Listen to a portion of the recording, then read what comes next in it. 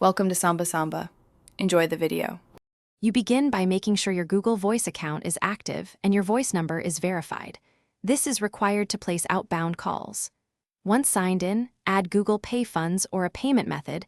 International calls are billed per minute, so have money ready. Next, open the Google Voice app or voice. Google.com. Make sure you're on stable Wi-Fi or good cellular data so codec quality stays high. Once done, check the country rate inside Google Voice settings so you know the per minute cost. Then dial with a plus sign, the country code, and the full national number, for example plus 4420 XXXXXXX for the UK. Make sure the app has microphone and call permissions, and pick speaker or Bluetooth as needed.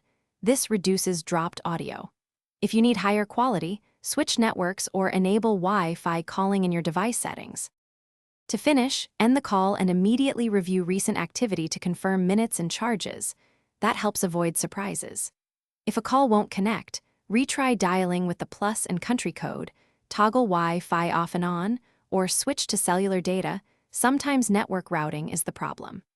If you still see verification or billing errors, contact Google support.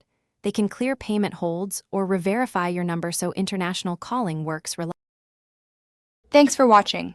Consider subscribing if we helped you.